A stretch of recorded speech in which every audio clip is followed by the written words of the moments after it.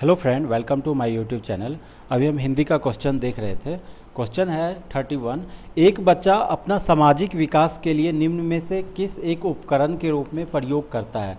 जो एक बच्चा जो है सो सोशल डेवलपमेंट के लिए कौन सा एक उपकरण का यूज करता है, तो बहुत सिंपल सा क्वेश्चन है। क्या हो जाएगा? भाषा का जो है यूज करके सोशल डेवलपमेंट, सामाजिक विकास करता है। अगला क्वेश्चन है 32। व्याकरण का मुख्य उद्देश्य निम्न में से किसका विकास करना है। ए ऑप्शन है पढ़ने के कौशल, बी ऑप्शन है बोलने के कौशल का, सी ऑप्शन है लिखने के कौशल का।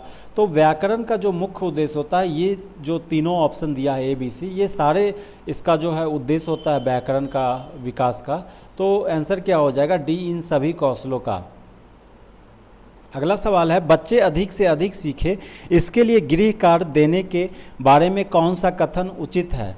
गृह कार्य देना अति आवश्यक है।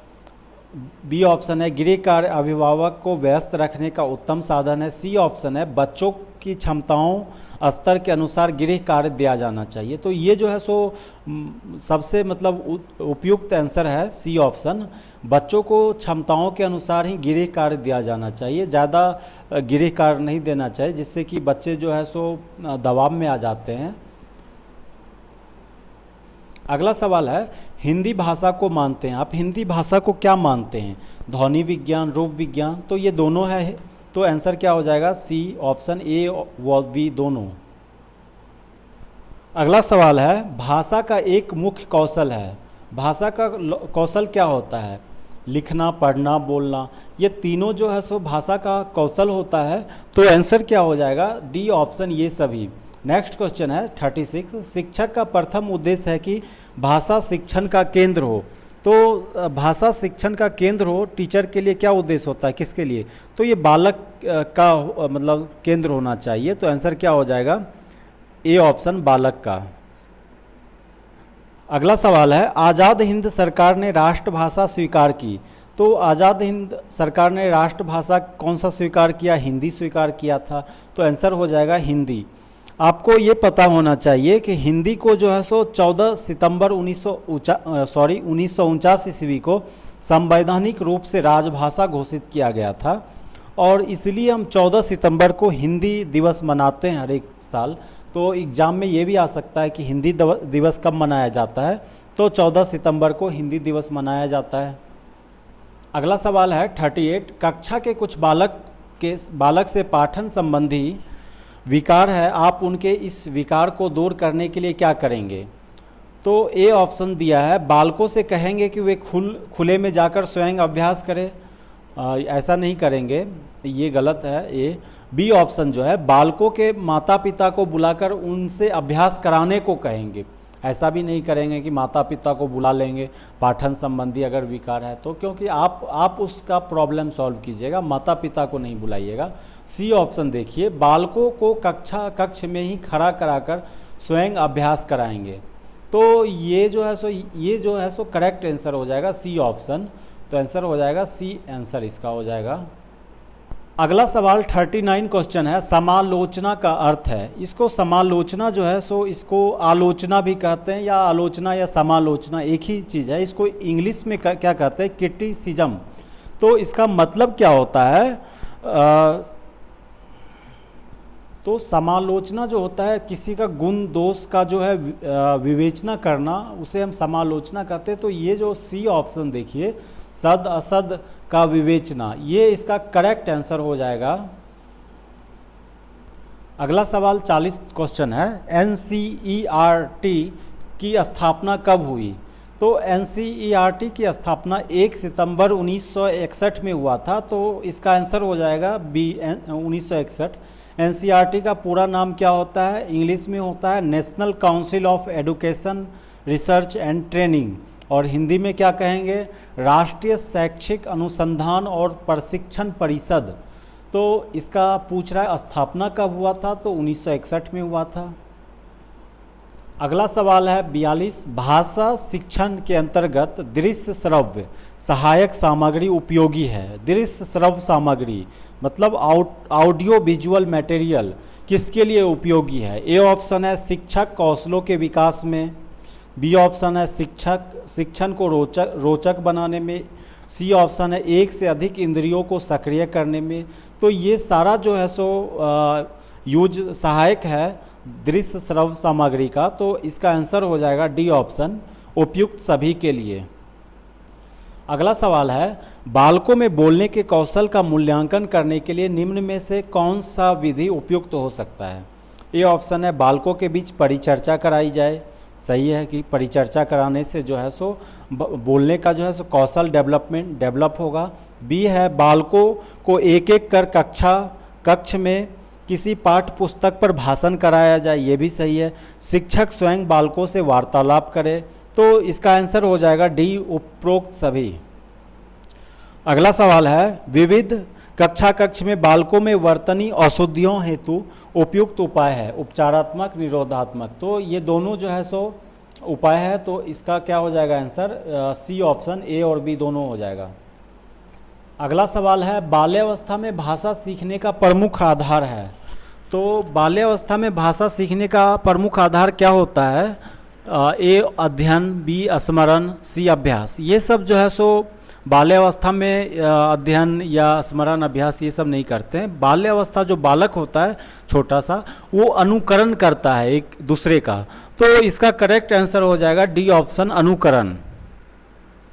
अगला सवाल है, निम्नलिखित में से मातृभाषा शिक्षण का ज्ञानात्मक उद्देश्य नहीं है।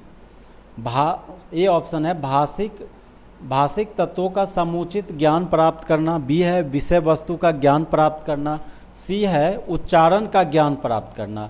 तो पूछ क्या रहा है कि मातृभाषा शिक्षण का ज्ञानात्मक उद्देश्य क्या नहीं है। ज्ञानात्मक उद्देश्य जो है सो ये सी ऑप्शन जो है उच्चारण एवं ज्ञान प्राप्त करना, ये उद्देश्य नहीं है। तो आंसर क्या होगा, सी ऑप्शन इसका हो जाएगा। अगला सवाल है, पाठ्यक्रम में मातृभाषा का स्थान है। तो पाठ्यक्रम में मातृभाषा का स्थान क्या है, प्रमुख स्थान है। तो आंसर हो जाएगा बी ऑप्शन। नेक्स्ट क्वेश्चन है, गद्य शिक्षण में सर्वाधिक महत्व किसका है। तो गद्य शिक्षण में जो है सो मौन पठन का जो है सो सर्वाधिक महत्व है, क्योंकि उसमें जो है सो उसमें जो है सो जो सब हो रहा है उसके बारे में समझना पड़ता है कि इसमें क्या कह रहा है, क्या हो रहा है। तो उसके लिए मौन पठन जो है सो जरूरी है। अगला सवाल है, भाषा शिक्षण के अंतर्गत दृश्य सहायक सामग्री का उपयोग होता है।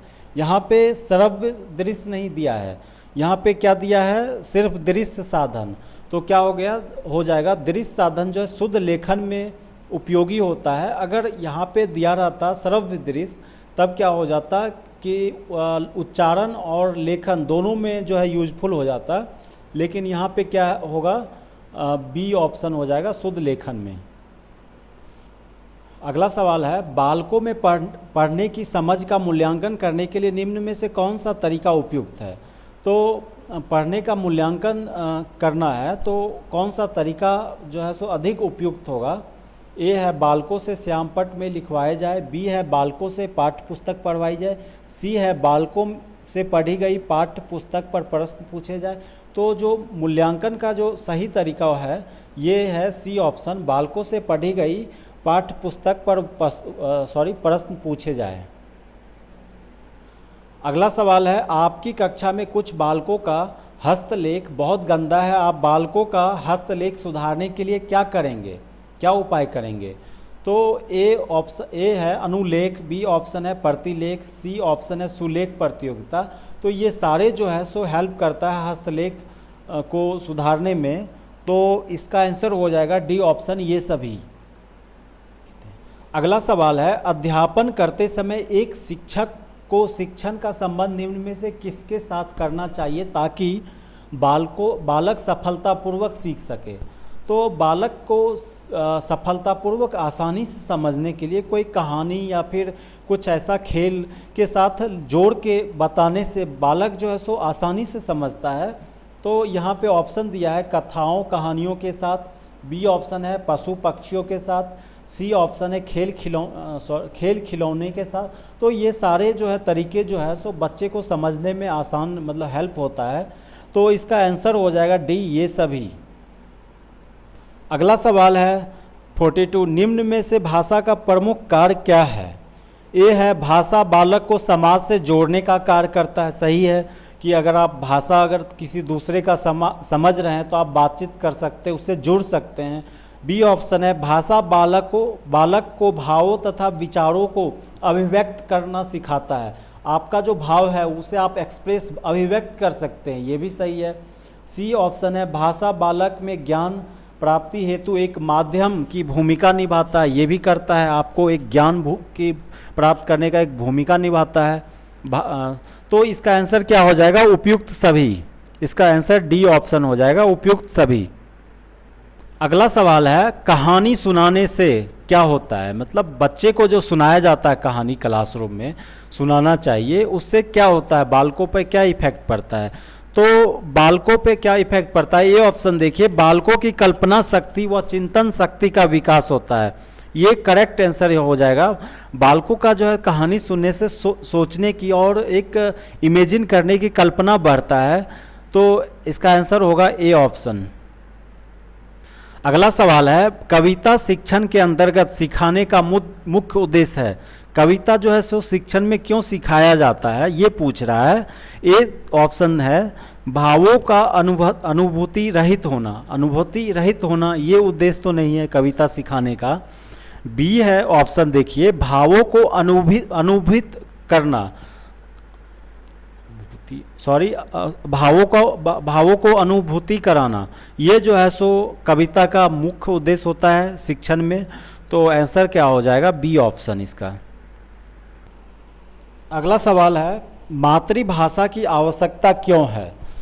ए ऑप्शन शारीरिक विकास, मानसिक विकास, सामाजिक विकास। तो मातृभाषा का जो है सो ये सारे विकास के लिए जरूरी है, तो इसका आंसर क्या हो जाएगा? डी ऑप्शन इन सभी का। 32 क्वेश्चन कर रहा है निम्न में से कौन सा मातृभाषा शिक्षण का सामान्य सिद्धांत है? अभिप्रेरणा का सिद्धांत, क्रियाशीलता का सिद्धांत, सी रुचि का सिद्धांत। इसका आंसर हो जाएगा सी ऑप्शन रुचि का सिद्धांत। मातृभाषा शिक्षण में जो है सो सामान्य सिद्धांत है रुचि का सिद्धांत, इंटरेस्ट होना चाहिए। अगला सवाल है बच्चों में भाषा की समझ का विकास करने हेतु तो क्या आवश्यक है?